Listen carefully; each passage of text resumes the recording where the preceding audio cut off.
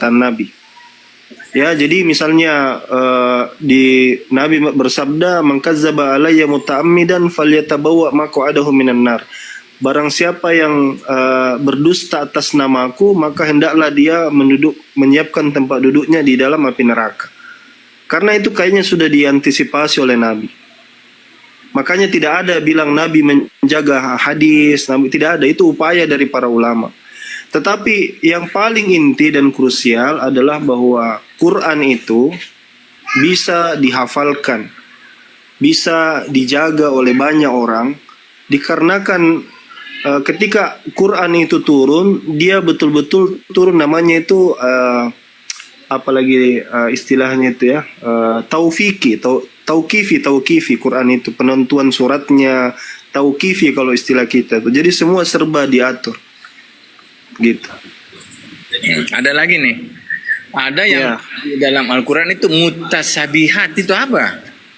Ya, ayat ada dua, ada ayat muhkamat, ada ayat mutasyabih.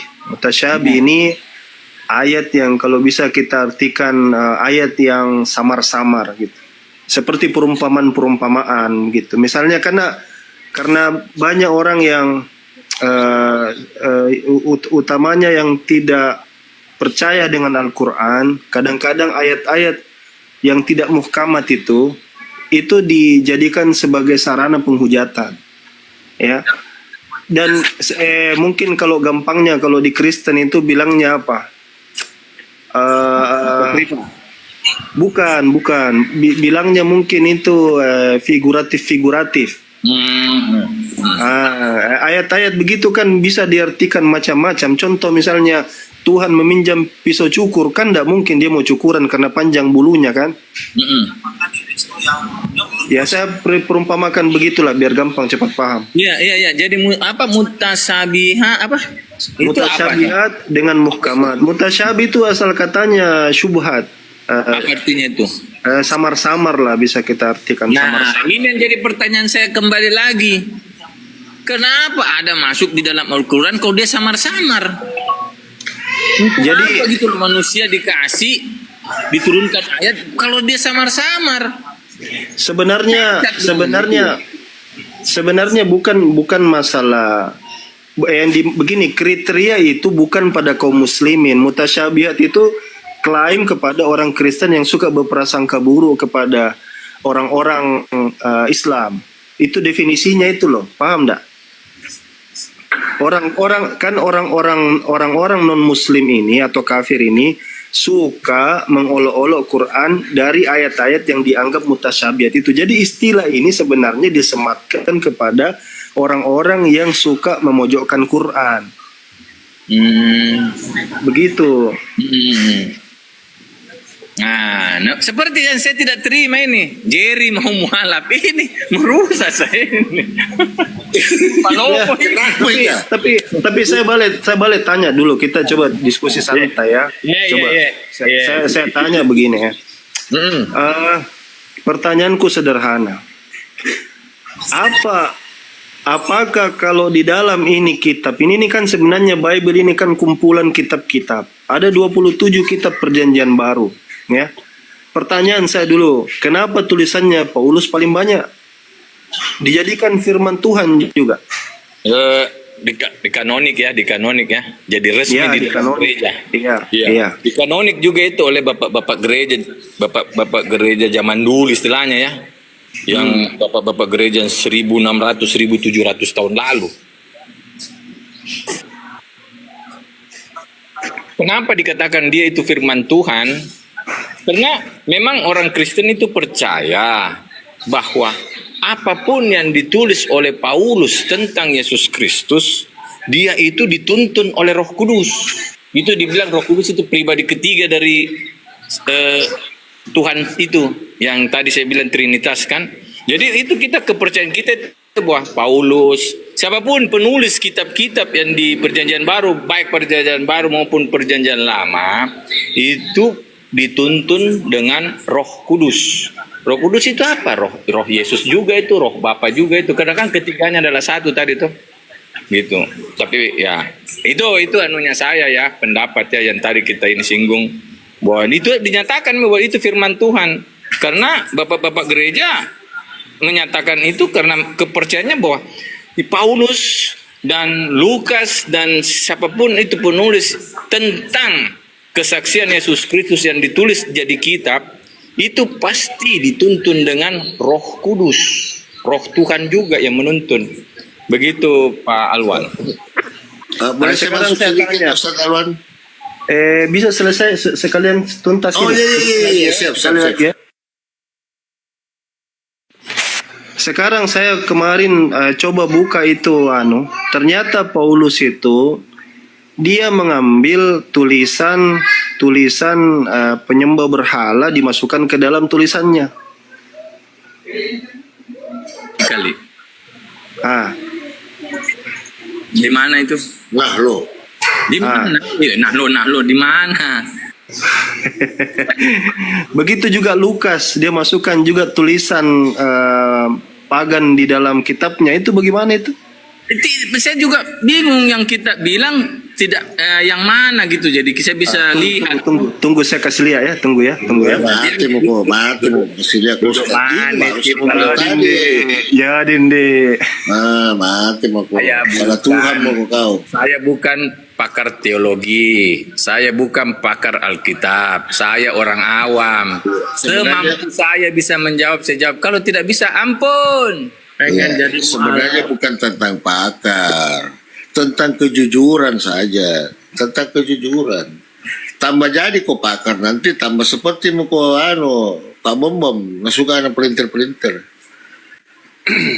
Pak Bom suka menghujat. Nggak mau saya gitu. Jangan di situ. Sebenarnya baca Bible itu Jer, nggak perlu pintar, nggak perlu ilmu. Yang penting rajin membaca, pasti tahu.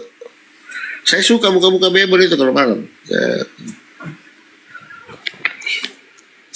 Tapi tetap kita, kalau kita baca, dengan saya baca, kalau kita ketemu dan saya pasti yang kita baca itu kita arahnya ke kiri, saya pasti ke kanan, tidak ketemu pasti toh. Tidak tahu saya apa yang ada tertulis itu yang saya pahami. Yesus berkata, aku adalah utusan. Udah, utusan. Iya, cocok Mi. Tapi selalu akan begitu. Nanti begitu ketemu dan kita tafsirkan, Bapak pasti daeng ke kiri, saya pasti ke kanan. Tidak bisa ketemu, susah. Padahal Tidak perlu ditafsirkan itu Bible, tidak perlu, sudah tertulis. Apa? Beda Al-Quran. Karena ilmu dasar memahami Al-Quran itu sangat dalam. Saya juga sangat. Nah itu tidak bisa ke Al-Quran itu. Gak banyak dasar ilmunya, 15 ilmu kalau tidak salah. Ustadz yang bisa, Ustadz Alwan. mungkin juga Secara keseluruhan tuh. kan sudah terlambat. Kenapa? Mungkin juga kalau kita mau belajar Al-Quran sudah terlambat. Tidak Bisakah ada, dibesarkan tidak saya ada. punya layar? Iya silakan. Dibesarkan dulu. Oh saya besarkan dulu. Iya.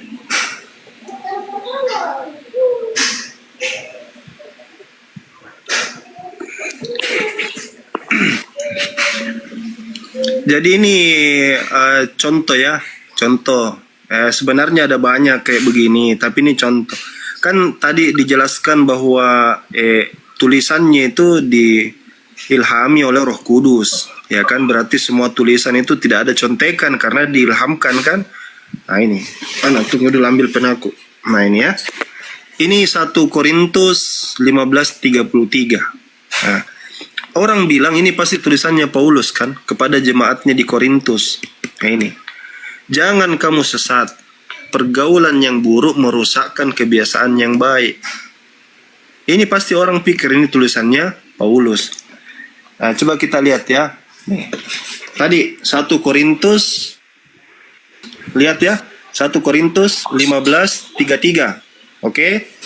Nah, ini saya buka Bible Gateway.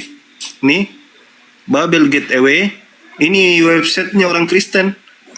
Saya ketik 1 Korintus 15:33. Muncul di sini. Ya, muncul. Do not move dan seterusnya ya. Corrupt goods, karakter dan seterusnya. Ini bahasa Inggris. Lihat catatan kakinya, ini bagus catatan kakinya. Ini kan dikasih tuh. Nih. Kasih tanda di sini tuh, tanda. Nah, baru lihat catatan kakinya di mana ini dikutip. Nah, lihat ini. 1 Korintus 15:33 diambil dari puisinya Menander. Nah, ini. Seorang seniman Yunani, ya. Penyair Yunani.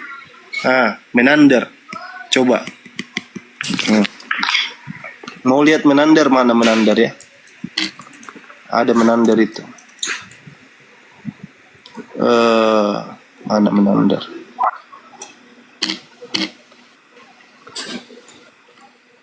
Saya kasih lihat dulu yang lain. Saya kasih lihat dulu yang ini.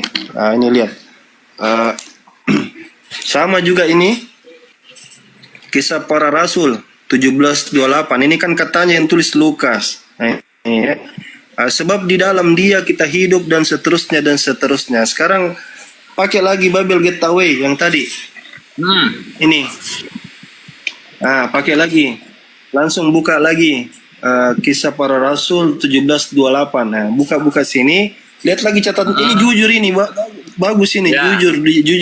Ya. Lihat sini. Kisah Para Rasul dari filsuf Epimenides. Epimenides. Ini Epimenides ini orangnya kayak begini. Ini bukan satu, bukan dua, banyak. Jadi kalau kita bilang diilhami Roh Kudus, Roh Kudus ilhamkan dia, bukan. Ini dia ambil dari karyanya orang ini. Begitu. Nah, itu sekarang pertanyaan saya ya, dia ambil karyanya orang, mungkin dia ambil dari sini dari sana, dia jadikan itu tulisan, baru dianggap sebagai kitab suci, bagaimana itu? Begini. Jadi ada juga kalau Paulus tulis, dia punya tulisan di surat-surat, baik di Galatia, di Efesus, dimanapun, sepanjang di dalam kitab Perjanjian Baru kan ada juga yang diambil dari Perjanjian Lama, ya kan? Dia kutip dari Perjanjian Lama. Ada beberapa ayat-ayat yang dia kutip dari Perjanjian Lama, gitu. Jadi maksudnya sah-sah saja. Yang penting itu tujuannya baik, untuk kebaikan yang dia cari. Jangan langsung palopo kan ada. Yang stres saya. Masa ada kitab suci comot-comot, aneh-aneh kok kau jadi. Bukan. Ada kan ayat-ayat yang diambil juga dari Perjanjian Lama, ada. Tanya ini Pak Alwan ini. Ada beberapa ayat-ayat yang diambil juga dari Perjanjian Lama. Bukan dia punya tulisan kan? Terbukti kan? Bukan tulisannya. Tapi dia mengutip juga kan? Gitu. Jadi untuk saya tidak ada salahnya kalau dia mengutip begitu. Yang salah kalau Nanti dia kita kasih lihat. yang dia mengutip umpama ada kutipan yang tidak bagus, begitu dia kutip, dia masukkan di dalam, itu yang salah kali gitu. Sebenarnya itu kalau mau masuk lagi di kutipan-kutipan itu ada yang sudah salah, tidak sesuai lagi dengan begini. Paulus itu kutip Perjanjian Lama, tidak sesuai lagi dengan Perjanjian Lama. Saya bisa tunjukkan itu, tapi jangan minta itu susah pusing sendiri. Ada juga. Saya itu tidak ada masalah, saya tidak terguncang. Berarti mualaf ya Ustaz. Berarti mualaf gimana? Nanti saya tunjukkan. Ada juga. Jangan sampai nanti Bang Palopo DM saya mau dibaptis ini jadi. Kita yang bahaya. Ada juga itu Yesus mengutip Perjanjian Lama, baru tidak ada di Perjanjian Lama. Bisa nanti kita lihat. Seperti apa? Tapi nanti saya kasih tunjuk contoh ya. Kalau tanya sepertinya itu seperti musuhilah musuhmu, tetapi aku berkata kepadamu kasihilah musuhmu. Oh iya, betul. Tapi itu tidak ada di Perjanjian Lama itu Yesus bilang begitu, tapi tidak ada. Tapi tunggu dulu ya, kita kembali ke Epimenides ini. Tadi kan kita bilang tidak apa-apa Paulus ambil dari sini. Masalahnya ini ya ini penyembah Zeus ini. Tidak ada masalah. Tidak ada masalah. Tidak ada masalah bagi saya. Komen dia kutip Zeus punya ke siapa punya ke. Gitu. Bahaya kau ini jadi. Tidak ada. Tidak ada, saya tidak takut saya bahaya. Tena mau kabajikan pun nak kamen. Enak mau masuk neraka mentok. Tapi kan bukan kalau diambil kutipan Tunggu dulu, disuruh tunggu orang dulu, saya- mencuri, disuruh orang begini. tidak baik. Dalam puisi-puisinya, tulisannya Epimenides ini dia itu bayangkannya ini, coba lihat ini ya. Dia tidur selama 57 tahun di sebuah gua Kreta yang dikeramatkan untuk Zeus. Saking cintanya dia kepada Zeus ini, dia menyembah Zeus, dia tinggal di kuilnya itu selama 57 tahun. Isi-isi Bagi saya yang penting memang begini. Memang selalu kalau kita tanya teman-teman orang Kristen itu bilang, "Ndak apa-apa ji mati, Tuhan mau bilang ndak apa-apa ji, masih ada ji dua." Apa sih? Apa di tengah hidup di Mati satu masih ada ji dua. Aduh, susah kalau begitu. Aduh. enggak susah. Yang penting itu kan sama halnya kalau Yesus berbicara ke murid-muridnya, dia bilang, ikuti apa yang dikatakan tapi jangan ikuti perbuatannya. Maksudnya pengajar-pengajar orang Yahudi itu apa yang dia katakan itu firman Tuhan, tetapi jangan ikut kelakuannya gitu loh. Jadi sama. Jadi tanya yang jangan kita ikuti itu yang kita tadi bilang itu filsafat itu yang Zeus itu. Tapi kalau ucapan yang dia bilang baik, ambil, enggak apa-apa. Tapi kan tidak diikuti dia punya tingkah laku yang tidak baik, seperti pergi menyembah dewa, pergi menyembah Zeus, begitu kan? Tunggu Yesus dulu, pun itu ajar kan logikanya begini, Kandato, begini logikanya. Misalnya Paulus ini dia tulis ambil dari ilham dari Roh Kudus, ya kan? Iya. Berarti Roh Kudus dapat ilham dari dari filsuf Yunani tadi, diambil dari sana. Bukan Roh Kudus. Paulus sendiri yang Tunggu. tawa terus si Palopo ini. Paulus yang mengambil, Paulus yang mengutip. Berarti Paulus dapat ilham dari dua orang, dari Roh Kudus sama dari filsuf Yunani. Bukan. Tunggu, saya belum selesai. Maksudnya dia mengutip, ya kan? Dia mengutip itu, ada di pikirannya. Dia mau menulis. Tentu atas ilham Roh Kudus itu bisa tertulis. Jadi dapat izin dari Roh Kudus itu yang apa yang dia tulis. Walaupun itu kutipan dari luar. Gitu loh. Jadi ceritanya dia Zeus pergi intip tulisannya itu Epimenides, baru dia izinkan ke Paulus, ambil kau yang ini. Dan apapun perkataan yang baik begini bos. Begini. Sama saya begini bos. Saya tidak percaya agama Islam. Tapi ada orang Islam seperti Alwan atau Palopo berkata yang baik dia ucapkan kepada saya ambil ucapan itu. Bukan berarti saya nanti mau masuk Islam. Ucapannya saya ambil. Bahwa apa yang baik kok dikeluarkan dari mulutnya, kata-kata dari mulutnya itu yang baik-baik terhadap saya. Pak Jerry, makan kau yang banyak supaya kau sehat selalu. Jangan kau mencuri, Jerry. Jangan kau pergi korupsi. Itu kan yang baik. Itu saya ambil. Bukan berarti kata-kata dari Alwan itu karena saya sudah ambil kata-kata dari Alwan, saya resapi, saya masukin di hati, saya tidak melakukan apa yang Alwan katakan. Bukan berarti saya masuk Islam toh.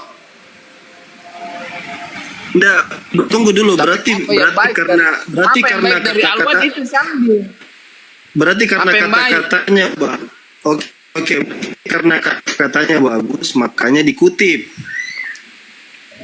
Ya dia terinspirasi dari kata-kata itu bahwa itu baik kok tulisan itu, tidak ada salahnya karena memang terbukti kan pergaulan itu dapat merusak.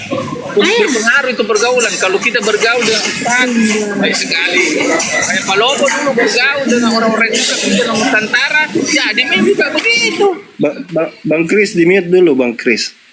Ya begini, coba kita lihat dulu nih, karena dia bilang kata-kata yang baik. Coba kita lihat dulu nih kata-katanya Tuhan ini. Datanglah firman Tuhan. Ini kan firman Tuhan ya, berarti Tuhan yang berfirman ya. Betul, Ini coba ini. betul. Jangan bisa baca ini, kita membaca. Bagaimana? Bagaimana? Tuh baca Maki, Coba dibaca. baca. Oh, Bang Palopo saja, Bang Palopo. Jangan, saya tidak mau kalau Bang Palopo baca. Malas mentoko kau membaca jadi malas kau pantasan kau beleng-beleng. Coba Bang Palopo jelasin nih kah? Hai anak manusia. Hai anak manusia, ada 2 orang perempuan. Anak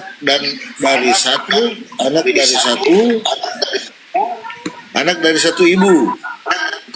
Ya. Mereka bersandar, tidak mau membaca, akunku sisa 1. Ya. Ini dikutip dari mana ini, Bang Jeri? Menurut Bang Jeri dikutip dari mana ini? Tuhan tidak mengutip-ngutip. Itu firman Tuhan. Katanya yang baik-baik saja dikutip Tuhan. Bukan. Itu selalu kalau berbicara itu bahwa itu firman Tuhan kan, namanya firman Tuhan itu kan jujur.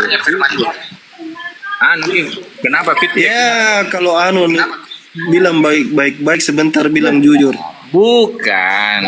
Itu bahasanya tidak enak. Itu firman Tuhan. Ini teguran.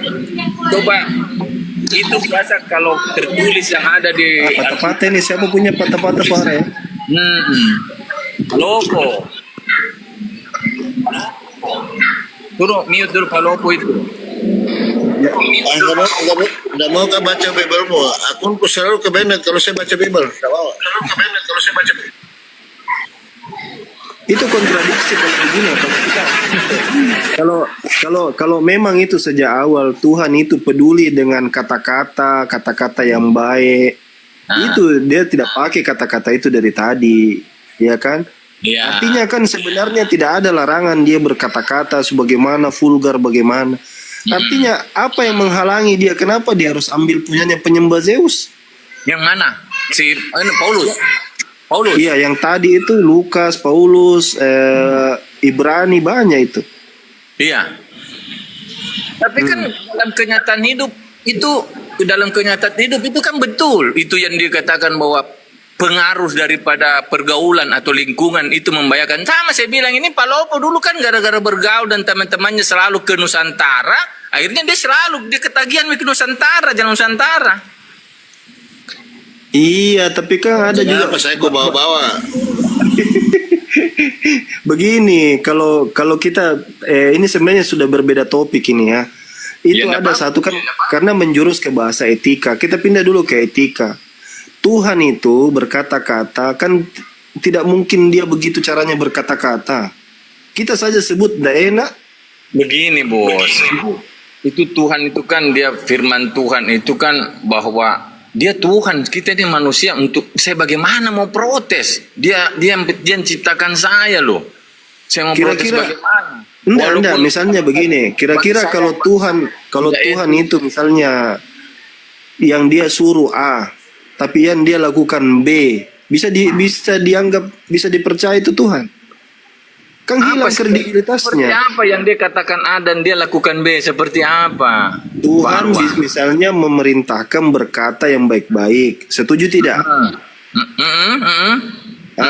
Terus kalau ada kata-katanya Tuhan sama pegang dada-dada keperawanan, susu apa segala macam, itu bagaimana itu? Terkadang itu di Alkitab yang firman Tuhan itu yang ditulis dari para nabi itu sebenarnya itu pelajaran untuk menegur bangsa Israel, untuk menegur bangsa-bangsa yang di luar Israel. Jadi memang ya bahasanya bahasa begitu, yang orang boleh bilang vulgar ya vulgar karena firman Tuhan gitu loh. Tidak ada yang dibilang mau dikasih sopan-sopan bahasa daripada firman Tuhan. Karena ada kata-kata yang tertulis itu karena murkanya Tuhan itu. Itu dia katakan Israel, biasa digambarkan Israel seorang pesundal, Israel seorang ini, seorang itu, wanita pesundal pergi dengan laki-laki. Maksudnya karena bangsa Israel kan bangsa dia pilih untuk menjalankan firman Allah ini, firman Tuhan. Tetapi sudah banyak salah yang dilakukan Israel. Kan orang bilang bangsa tegar tengkuk. Bangsa Iya, tegar tengkuk. iya, sebenarnya bukan cuma Israel, kepada orang lain juga Tuhan berkata begitu kan. Bangsa Median di pengampungan Yeriko. Iya. Maksud saya hampir di semua narasi-narasi Tuhan itu seperti berbicara tidak ada aturan, berbicara vulgar, berbicara kasar, berbicara yang seperti misalnya dia bikin senandung semoga bayi-bayinya dihantamkan ke batu-batu sampai hancur kepalanya. Itu kan bahasa-bahasa. Iya, maksudnya begini. Ini kita punya perbedaan cara pandang di sini. Jadi menurut kita tidak apa-apa Tuhan bicara vulgar, apakah Tuhan tidak bisa menggunakan kata-kata yang bagus? Selalu itu kalau ada tertulis seperti yang vulgar-vulgar itu selalu perkataan-perkataan bahasa gambaran yang karena murkanya sampai ada timbul firman Tuhan yang seperti itu. Karena kebanyakan yang saya baca kalau sudah kata-kata vulgar itu sudah kata-kata yang memarahi bangsa Israel itu atau memarahi bangsa-bangsa. Berarti bisa tidak saya mencontohi Tuhan kalau saya maki anakku, saya pakai bahasa-bahasa Sundal apa segala macam? Saya rasa janganlah. Boleh. Kalau Tuhan kita saja itu boleh. kita mau lakukan, terserah kita tuh. Terserah kita tuh. Terserah itu. Itu kan bahasa karena dia adalah seorang pencipta yang murka banget sampai bahasanya begitu loh. Iya, murka banget sampai kehilangan kewarasan, sampai berbicara sesuatu yang bahkan tidak pantas dia sebutkan begitu. Sepertinya sih tidak pantas kalau kita lihat. Itu seakan-akan. Tapi apakah saya mau menegur Tuhan? Sepertinya ini. Begini Mas. Apakah adakah hak saya untuk menegur Tuhan kalau dia berkata-kata? Tidak. Tidak. Dia berfirman. Yang Terus harus saya mau protes. Bagaimana ya? Bukan, harusnya begini. Yang benarnya itu begini. Saya tahukan pastikan itu bukan firman Tuhan begitu. Nggak bisa juga karena itu sudah tertulis sebagai firman Tuhan. Tinggal kita bagaimana memaknai dari tulisannya, dari bahasanya, dari konteksnya. Atau kita coba begini, Ustaz Arwan. Kau yakin ini firman Tuhan? Bahasa dulu mungkin zaman sekarang tidak dibilang, zaman sekarang itu bahasa dulu dibilang vulgar zaman sekarang, tapi bahasa zaman dulu sudah biasa. Seperti anjing-anjing, seperti menggambarkan gembala, sedangkan pengikut Yesus dikatakan domba-domba. Itu kan maksudnya tata bahasa zaman dulu begitu barangkali. Sebenarnya bukan tata bahasa ya. Ini bahasa kan dulu tuh itu bahasa daripada adat istiadat. Enggak. Kalau kita lihat konteks tulisan zaman dulu itu standarnya enggak jauh-jauh lah. Kecuali ini memang tulisan ini kan dari klaim Quran ya. Kalau Quran itu kan yaktubunal kitaba bi aidihim. Ini sebenarnya tulisan yang ditulis oleh orang-orang saja. Makanya dari seberapa banyak itu tulisan, kalau kita tanya misalnya siapa penulisnya, banyak-banyak itu tidak ditahu. Buka saja LA itu, dia akan bilang oh ini tidak tahu siapa penulisnya, ini tidak tahu siapa penulisnya. Begini. Jadi tadi kan saya sudah tunjukkan tulisan Paulus yang diambil dari kutipan-kutipan penyembah-penyembah Zeus, penyembah pagan, itu tidak satu, tidak dua, tidak tiga, ada seterusnya kalau mau saya tunjukkan. Lalu juga kita bicara soal itu diilhami oleh Roh Kudus. Diilhami oleh Roh Kudus. Nah, kemudian nanti diartikan ya itu kan dikutip karena Roh Kudus setuju dan semua. Sadar ketidak kita dari tadi yang kita lakukan sebenarnya itu mencari justifikasi. Artinya kita cari pembenaran di situ toh. Oh, mungkin begini, mungkin begitu. Nah, begini ada kita sadari tidak? Begini Dik, saya kembali ke tadi itu bahasa yang di perjanjian lama Dik. Ya kan? Itu kan kalau Nabi disuruh tulis tentang firman Tuhan, Nabi dipanggil, sini kau saya angkat sebagai Nabi untuk bangsa ini. Kau tuliskan ini surat ke bangsa yang ini, ke Yehuda atau ke bangsa Israel, kau tulis ini. Terus Nabi sudah disuruh tulis nih. Tulis itu kata-kata itu, tapi dia tidak mau karena tidak etis, terlalu vulgar. Tidak bisa Nabi bilang ini vulgar, ini Tuhan, saya. Tidak enak bahasanya. Tulis, saya Tuhanmu, kau tulis saja. Nabi tulis. Iya, betul itu. Karena Nabi perintah dari tulis. Tuhan. Tapi sekarang pakai standarnya lagi Tuhan. Bisakah Tuhan menganjurkan hambanya? Itu kan nilai moralnya di mana di situ? Itu kan yang sering kita pertanyakan kan. Makanya itu ada satu bapak gereja namanya Marcion, dia sampai tidak mau terima perjanjian lama. Dia bilang ini perjanjian ini Tuhannya kenapa barbar sekali di sini. Ini bukan saya bilang loh ya.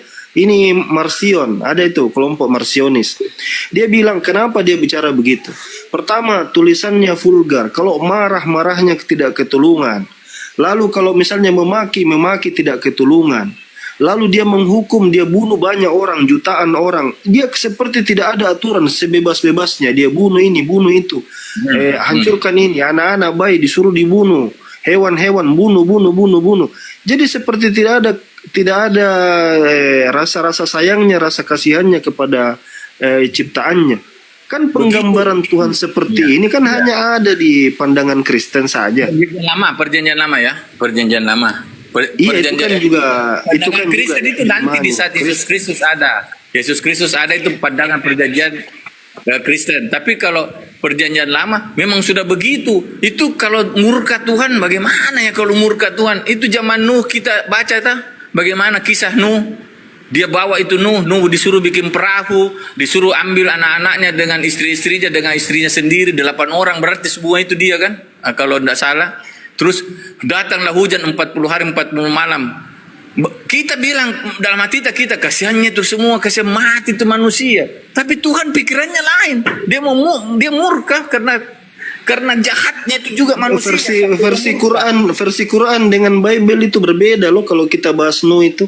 Kalau di Quran itu ya ini kan beda. Ceritakan dari tadi kan bahas tentang Alkitab, bukan dari Quran. Itulah kan makanya kan dari tadi kan yang memang saya komplain Alkitab kan perjanjian lama karena di sana Tuhan digambarkan dan itulah Tuhan yang jahat itulah yang digambarkan ini menurut Marcion itu jahat.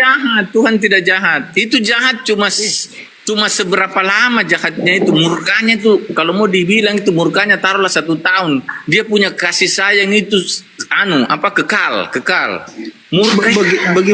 Bagaimana dibilang 1 tahun murkanya Tuhan itu dari zaman sebelum senturi itu sudah sampai 1 Masehi itu bertahun-tahun sejak zaman Raja Nebukadnezar, Yosia, Yeskiel.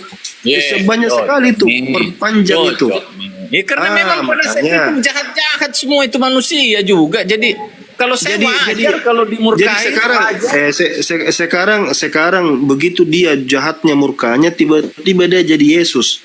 Kasih ditempelin pipi kiri, kasih pipi kanan. Maksudnya dia jadi lembut begitu jadi kayak Hello Kitty.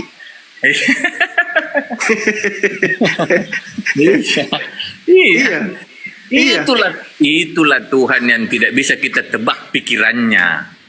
Pikiran Tuhan itu kita tidak bisa tebak. Kita sedang dangkal, kita gimana ya? Bahwa ketika dia dulu jahat, kalau yang kita pandang jahat sekali, terus tiba-tiba di perjanjian baru Yesus datang membawa kasih. Kok jadi begini? Kok justru di dalam Yesus itu dia menunjukkan kasihnya itu yang kekal. Kalau murka itu kan maksudnya berapa lama sih Tuhan mau murka? Begini loh. Sama dengan kita, kalau kita marah anak kita lalu marah, kita punya anak marah pada saat itu seketika gitu dimarah sudah itu disayang lagi. Kalau kita bicara konteks anak kita masih hidup. Jadi awalnya dia salah, kita perbaiki, akhirnya dia selamat. Itu berapa abad lamanya itu orang-orang di sana itu enak zaman now. Itu nanti Yesus bilang enak zamanku toh. Zaman saya waktu belum jadi Yesus hancur kalian semua. Iya kan? Ini beda zaman. Tapi ya, begitulah kalau begini. Kalau bentar begini. Kita itu sebenarnya sudah punya standar sikap Tuhan. Kau sering menyanyi Tuhan Yesus tidak berubah. Berarti kan dia berubah, dulu dia jahat, sekarang jadi Hello Kitty kan? Kau kan sering menyanyi. Kan Yesus ada tidak dulu, berubah, ada tidak berubah. juga Ternyata kisahnya dia Yesus berubah. Tunggu. Ada juga kisahnya Yesus Ya, marah-marah. itu yang aslinya. Yesus marah-marah. Yesus itu aslinya keluar itu. Atau begini Ustaz Alwan, Jer, coba kau baca dulu yang biru ini, coba kau baca. Kau yakin ini firman Tuhan? Coba kau baca. Yang biru.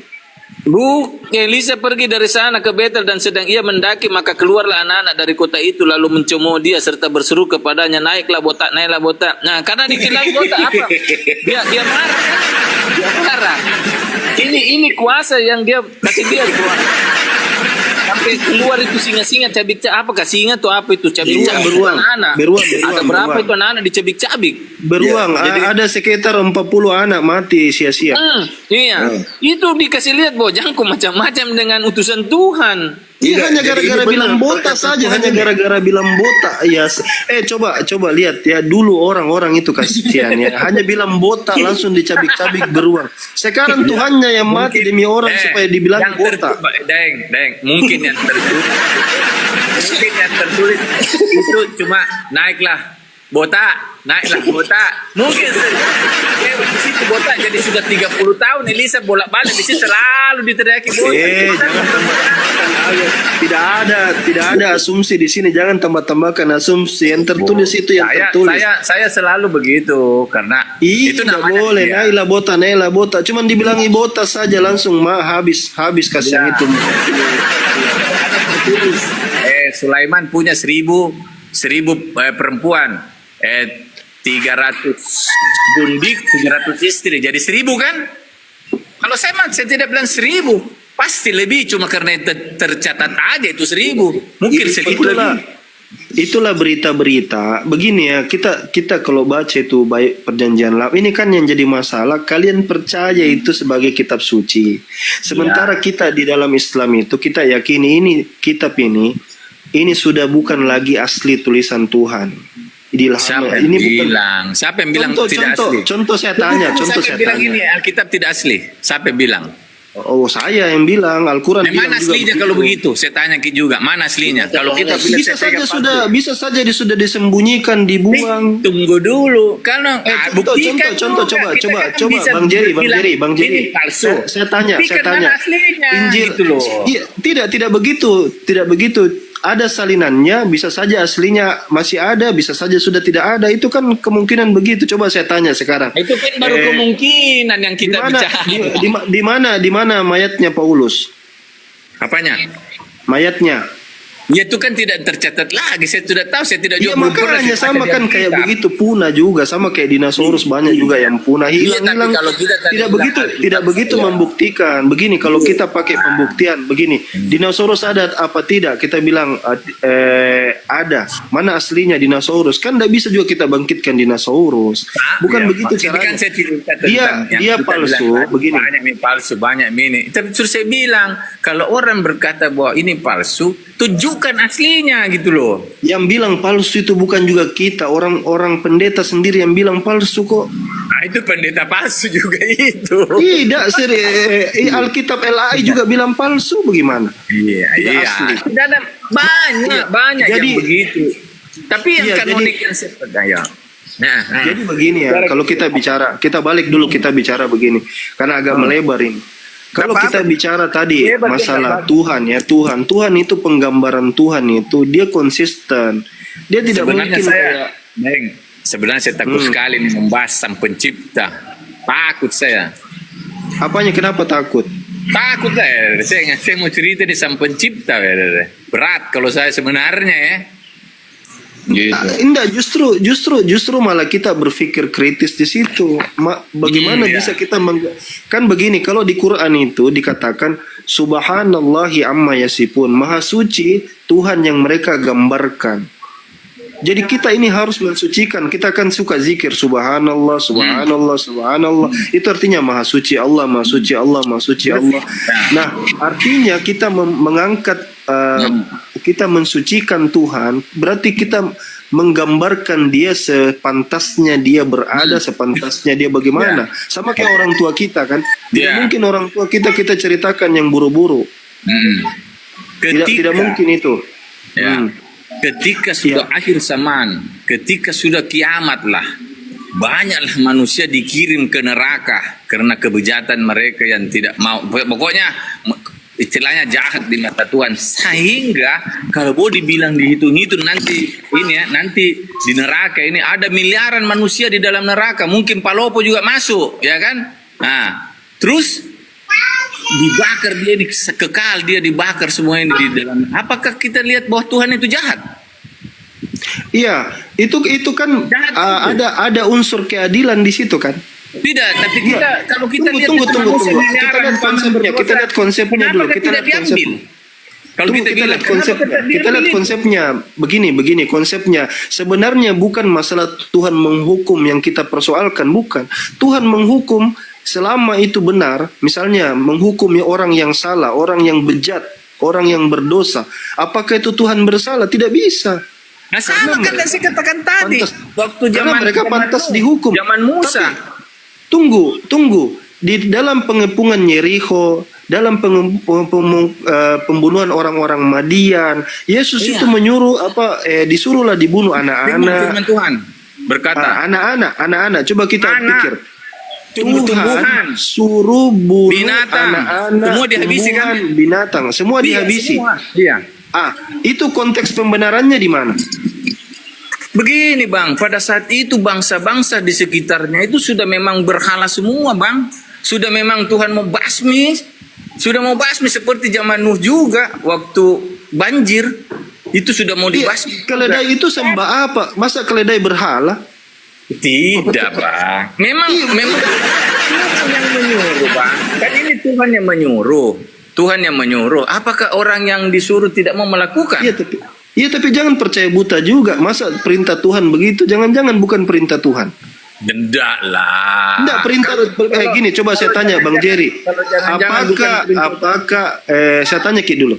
Apakah Tuhan memerintahkan untuk membunuh yang tidak bersalah? Pasti nih orang yang bersalah. Semua itu orang berhala. Semua itu pada zamannya Bang. Itu poinnya. Tepuk tangan dulu. Tepuk tangan. Itu poinnya. Itu poinnya. Sekarang saya tanya. Tunggu dulu Bang Jerry. Saya tanya dulu, apa kata Yesus kepada anak-anak kecil? Mereka inilah yang akan masuk ke surgaku karena mereka tidak bersalah. Betul tidak? Bukan. Iya toh? Maksudnya dalam arti anak kecil itu yang selalu ingin mengetahui. Oh, anak kecil itu, anak bayi itu bersalah. Nah, ini kan tidak cerita anak bayi. Ini kan cerita Yang anak disuruh bunuh itu anak bayi masih menyusui. Yang perjanjian lama. Ini Perjanjian kita kan lama. Ya. Iya memang bagaimana kalau Tuhan murka sih kalau dia bilang bunuh semuanya dia bunuh. Tinggal Ya, dilaksanakan. berarti Tuhan juga memerintahkan membunuh yang tidak bersalah. Apanya? Kita tidak Perintahnya. bisa. Iya. Bolak-balik. Aku bilang memang memang ini kalau diikuti terus diskusi. Kalau Tuhan tidak bisa membunuh orang bersalah kan? Tidak Bang. Ini juga pelaku di lapangan, Musa dan kawan-kawannya. Dia tinggal ikuti perintah Tuhan. Bahwa Tuhan mengatakan habis. Tapi buktinya tunggu dulu Bang. Pada akhirnya buktinya namanya manusia disikat. Musa nanti dapatin ternyata ini orang-orang yang disuruh bunuh semua ini sudah dia bunuh ternyata apa semua. Masih ada cewek-cewek cantik dia simpan, dia sembunyikan. Dia tidak baca itu Ustaz. Itu kan di bilangan, lalu diceritakan itu Musa menyuruh kepada kepala pasukan untuk kenapa tidak dibunuh. Dia pertanyakan itu, kenapa ini perempuan anak-anak tidak dibunuh? Karena Nabi Bileam kan suruh bunuh itu perempuan bahaya. Baru dikasih. Itu sebenarnya yang bikin aneh ceritanya. Masa Musa malah suruh bunuh anak-anak, suruh bunuh perempuan. Tidak begini. Jadi, tunggu. Kita bikin Firman Tuhan mengatakan habisi semua ini, disuruh habis. Pokoknya kau tinggal habisi saja. Dia masih melanggar, tidak mau mendengar dia masih ambil lagi nih perempuan yang cantik-cantik. Marahlah Tuhan. Terus Musa izinkan tidak? Izinkan apa? Izinkan untuk kasih tinggal itu gadis-gadis untuk dipakai. Tidak di Ay, sini. enggak baca. Betul Bang Paul pun enggak baca Bible-nya, enggak baca. Nggak baca. Baca Ada baik-baik. gadis perawan untuk Tuhan. Dibaca baik-baik. Itu di surah itu dibilang untuk anak-anak, bukan lagi gadis-gadis. Itu Nabi Musa bilang begini, untuk anak-anak kecil, anak-anak bayi yang masih kecil umurnya, umurnya masih kecil, itu boleh kau ambil. Itu Boleh kau simpan. ini di konteksnya waktu dia perang lawan siapa, bangsa apa? Karena banyak Bangsa Median itu kasusnya di mana disuruh bunuh semua, lalu pasukannya itu apa masih semua kan? menyisakan perempuan dan anak-anak. Ya, Baca itu kan dulu bagus. Tunggu dulu, tapi itulah manusia disuruh dengan Tuhan, perintah Tuhan, karena dia lihat cantik dia ambil lagi. Padahal Tidak, disuruh itu Musa yang perintahkan itu loh, bagaimana caranya sih? enggak. Musa, Mungkin saya enggak salah ya, baca tapi ini. apa Anda yang- enggak baca bagus-bagus. Musa justru yang perintahkan kalau begitu yang tua-tua yang sudah kawin bunuh, yang anak laki-laki bunuh, tapi anak perempuan boleh kau ambil. Itu begitu ceritanya. Mungkin ya konteksnya yang lihat yang dia lawan media toh gitu. Iya, itu bisa dibaca. Makanya begini, sebenarnya yang jadi kita komplain bukan Tuhan itu memerintahkan untuk melakukan sesuatu, tapi perintahnya itu menantang kodratnya. Tuhan tidak mungkin menyuruh membunuh hanya gara-gara misalnya Tuhan benci tanpa alasan, tidak bisa. Itu melawan kodratnya, sama seperti Tuhan tidak mungkin bersalah. Berarti Tuhan bersalah dong. Menyuruh membunuh orang tidak bersalah. Tuhan itu bersalah yang tidak? dia begini bang, sesuatu yang dia lakukan Membunuh itu orang kalau tidak dia bersalah. murka, dia basmi orang 10 bang. perintah Tuhan, 10 perintah Tuhan, jangan bunuh orang yang tidak bersalah kan? Betul tidak? Ya itu kan dia kasih ke bangsa Tuhan- Israel tuh. Itu kan iya. itu 10 perintah kan pada saat konteksnya itu kan dengan bangsa Israel gitu loh. Dan perintah bunuh juga orang anak-anak bayi juga diperintahkan untuk konteksnya orang Israel. Tapi kan itu konteks untuk orang Israel saja waktu itu tuh, itu yang 10 perintah. Gitu Iya, loh. dan perintah juga bunuh bangsa Amalek, perempuan bayi-bayi juga konteksnya kepada orang Israel juga. Betul. Tapi ada yang menarik Ustaz Tuhan. Yang 32 gadis perawan untuk Tuhan ya, buat apa itu? Nah, itu bagian-bagian itu lain lagi itu pembagian anak. Yang mana lagi Palopo, aduh Palopo menyesatkan Tidak ada baca Ustaz. Dia Palopo nggak baca. menyesatkan orang Palopo ini. Aduh. Iya. Tapi intinya memang perlu dikaji ulang lebih jauh kayak Saya begitu. tidak mau mengkaji karena itu sudah apa ya, sudah sedangkan begini ya. Mode pastra pasti- ini, mode pastra ceritanya ini, mode pastra. Bukan, Penting bukan. Yesus Tuhan. Yang penting Bukan. Yesus. Yang penting Yesus Tuhan. Apapun yang terjadi. Saya kalau cuma Yesus Tuhan tidak ada dasarnya kalau tidak ada yang kita imani dan kita Tena mau akal, apa? kita rasio. Kalau kita mau tomer apa masuk neraka mau kau. Lebar nih. mau mimpi apa? Saya tarik juga, Mau dia tidak apa? mungkin meh. Tolong, sadar kok. Tunggu dulu, ay. Iya Pak, iya. Oke. Ya harus sabar kalau diskusi begini, harus sabar. Bagaimana Bu Dokter? Harus sabar kan? Jangan mau lirik-lirik Bu Dokter, ada misterinu. Kau nih. Lanjut. Jadi konteksnya kalau Tuhan yang murka, kalau dia suruh orang-orangnya untuk menghabisi ini bangsa yang di sini karena bangsa ini dia murkai, habis, tidak ada yang bisa tinggal, habis. Itu perintah. Sama dengan dia mau cobai dulu waktu akhirnya kita berdebat, Ishak atau Ismail yang mau dipotong. Tuhan perintahkan Ibrahim atau Abraham, potong. Dia mau potong karena Tuhan suruh. Itu kan karena menguji imannya Ibrahim ini. Tetapi kalau zaman sekarang ada orang disuruh potong, dia dapat wahyu langsung ditangkap. Dia bilang, "Hei, pembunuh ini mau potong anaknya." Itu tidak apple to apple, itu bedakan ujian keimanan dengan betul-betul disuruh bantai, itu beda ceritanya. Itu apakah tenang berhenti kawan-kawan. Ini Bukan loh. Ini kan tes iman. Apakah betul-betul ini Abraham ini mau mengikuti perintah Tuhan? Betul dia melakukan. Abraham, tetapi kepada di pengempukan Yeriko bunuh semua yang bernafas itu kan bukan pengujian iman. Itu Tetapi memang kan dia tidak bunuh. Dia tidak bunuh semua kan? Mana Dia tidak suruh bunuh semua? tidak dibunuh. Dibunuh semua. semua. Pengepungan Yerikho itu dibunuh semua. Enggak baca lagi Bible-nya. Nggak baca, malas memang tuh membaca dia nih. Susah. Kan nggak itu baca. kita. Itu saya sudah senang itu kalau Ustadz Alwan suka membaca Bible. Kalau begitu. Saya Jadi saya justru ajarkan. saya baca supaya memberikan pemahaman. Bagus kalau kepada begitu. yang- Kita kepada bingung yang kan, jarang baca. pasti kita berpikir jahat sekali Tuhan ini. Saya juga Pasti dulu iya. begitu, Deng. Pasti Oh, baru kenapa tidak insaf? Bukan insaf karena namanya firman Tuhan dia suruh. Harus diikuti. Hai. Ini cinta buta ini Bang. Kalau Kita buka. Ya, cinta lo natapin nih. tinggal natape. Baru Saya umpama tadi nanti. ada Deng. Nanti terus akhir zaman sudah kiamat saya lihat Pak Lopo di neraka, saya di surga, pasti saya bilang ini kasihan ini temanku, saya bilang ambil ke dulu Tuhan, kasihan itu dia bilang tidak mati mantung ini Pak Lopo. Jangan Saya mau habisi dia bicara di surga neraka. dulu, jangan bicara surga. Tuhanmu mau dulu nu kasih baik. Surga anu tidak jelas.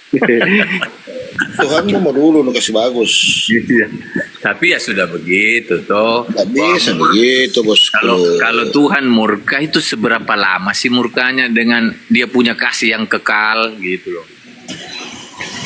Kasih sayangnya yang kekal kepada manusia itu kekal abadi. Belum lagi saya bukakan kok Yesus minta 32 gadis perawan. Mau Nah, apa? itu saya tidak percaya, itu tidak. Percaya. Nggak percaya. Maaf, tabe Ustaz. Kita kasih lihat dulu itu Saya supaya tidak mau aja saya baca kalau hoax. Oh itu hoax. Kasih lihat Pak. Tabe Ustaz, kita kasih lihat dulu Ustaz, biar sadar dia. Iya. Malas sekali baca Bible. Yang penting Yesus Tuhan. Saya tidak mau baca, saya turun. Karena itu hoax, Deng. Hoax. Bagaimana sih hoax? Berarti Bible mau hoax. Itu Bible karangan kapan? Astaga, Itu dibilang 32 wanita, 32 janda, ada. Oh. Aduh, kasih lihat kita tabe Ustaz. Kita kasih lihat supaya sadar-sadar ini. Tidak mau ya. Itu dia bilang Alwan itu Ustadz Alwan bilang gini, tidak etis tahu ah. Tapi kalau saya sebenarnya itu apa namanya, bukan lagi ini perkara paham tidak paham, tapi perkara cinta buta ini masalahnya Bang. Buta. Iya, sudah minta tak liwat Tapi Dan mau biasanya media apa? orang baik itu dibuka kok hatinya, biasanya. Oh iya. Salah. Asal jangkit nanti tuh Pak Lopo tiba-tiba DMK, jadi tolong saya mau dibaptis. Itu yang ngeri. Dia semua cokok-cokoy. Dia DM. Jadi gimana bisa saya ini dibaptis? Berarti sudah mendapat mimpi itu. Mana tadi tuh daing yang mimpi kuda. Tidak tahu, tidak jelas.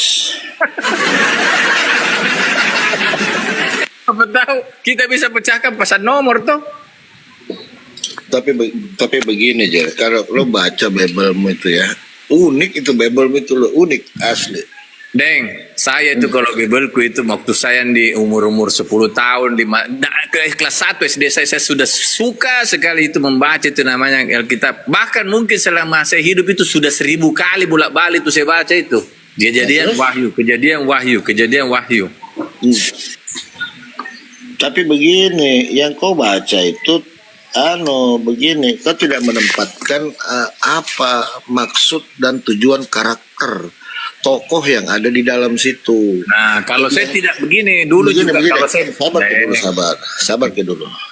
Jadi membaca sebuah buku ataupun kitab, tempatkan dulu karakter itu, seumpama pemeran utama, apa sih dia itu? Siapa sih dia? Apa sih maksudnya? Terus endingnya nanti seperti apa sih? Sinkron nggak gitu loh? Sinkron nggak dengan karakter tokoh? Kemudian dia ngapain aja sih? Itu kan ada. Biasa kan penyusunan sebuah cerita itu kan Gigi ini tuh Pak Balues di Balata. Tidak. Jadi kalau kau baca kan otakmu sudah Yesus Tuhan. Jadi apapun di dalam itu tetap patah. Jadi kalau kita membaca, saya kan biasa bikin skenario. Jadi saya susun dulu karakter. Seumpama Yesus, karakternya apa sih? Nah, dia bagaimana sih? Nah, terus apa sih? Nah, gitu. Itu disusun dulu. Nah, kita jangan menempatkan dulu bahwa, oh, dia ini adalah tokoh utama. Kita lihat dulu karakter siapa. Kalau saya baca Bible itu di 3 tokoh karakter yang saling bertentangan. Yohanes, Paulus dengan Yesus. Itu sama loh. Sama loh itu. Coba baca siapa Yohanes di situ. Makanya Yohanes 1:1 sebenarnya kalau kita mau jujur itu tentang berbicara tentang terang. Yohanes 1:6 poinnya di situ. Datanglah seorang yang diutus oleh Allah yaitu Yohanes. Jadi Yohanes 1:1 itu walaupun sifatnya himne platonis itu menguatkan menggugurkan dalil-dalil yang primer di dalam Bible. Yohanes 1:1 itu kan himne itu. Iya memang. Begitu. Nah, terus dia mematahkan konsep dalil yang primer. Contoh gini deh, 320 lebih dalil di dalam Bible itu yang menjelaskan bahwa Yesus itu adalah utusan Tuhan. Nah, tidak ada satu dalil yang eksplisit yang menjelaskan Yesus itu Tuhan. Cuman pengakuan-pengakuan. Contoh tadi tak gapo kakinya, ya Allah ya Tuhanku, jadi Tuhan itu batu, kan begitu. Ya Allah ya Tuhanku. Contoh, kita dulu kan jelek toh waktu pergi merantau, tahu-tahu pulang dari Jakarta, gantengnya toh, ya Allah ya Rabbi, gantengnya kok, masa kok langsung jadi Tuhan? Kan tidak mungkin. Nah, itulah yang saya maksud. Bible itu, saudaraku, kita tempatkan dulu karakternya. Kenapa saya bilang begini, Bang? Paulus adalah tokoh sentral. Karena Yesus datang untuk meluruskan hukum Torah. Ya, lebih mudah meruntuhkan langit daripada menghilangkan satu iota di dalam hukum Torah. Siapa yang tidak mengajarkannya kepada orang lain dan tidak melaksanakan, dia akan menempati kerajaan surga yang paling terendah. Itu ultimatum dari Yesus. Nah, lalu datanglah Paulus, Efesus 2:15. Dengan matinya Kristus sebagai manusia, dia telah membatalkan segala hukum Torah dan ketentuannya. Bayangkan ini, 180 derajat. Kita mengerti enggak yang dia bilang membatalkan? Tetap dibatalkan, batal, nggak ada lagi. Kita mengerti enggak yang dia bilang dibatalkan itu? Ya, paham Apanya lah. yang dibatalkan? Apanya yang dibatalkan? Hukumannya yang dibatalkan. Terus? Bukan dia menghapus itu hukum Taurat yang 1 iota pun tidak bisa hilang, itu tetap ada.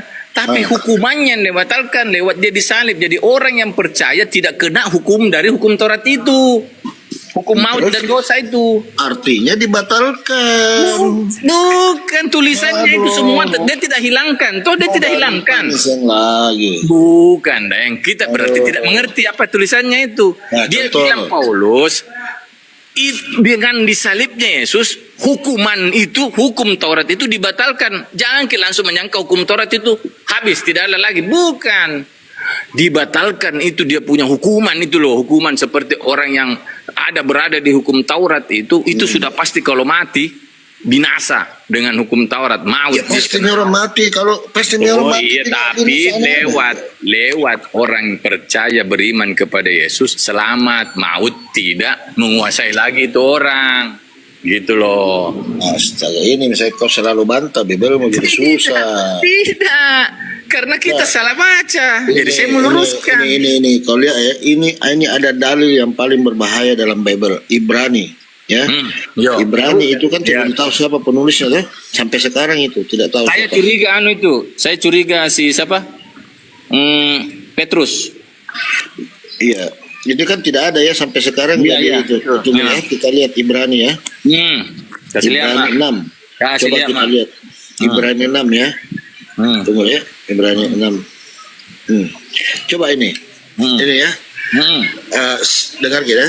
Sebab itu marilah kita tinggalkan asas-asas pertama dari ajaran tentang Kristus dan beralih kepada perkembangannya yang penuh. Janganlah kita meletakkan lagi dasar pertobatan dari perbuatan yang sia-sia dan dasar kepercayaan kepada Allah. Bayangkan ini.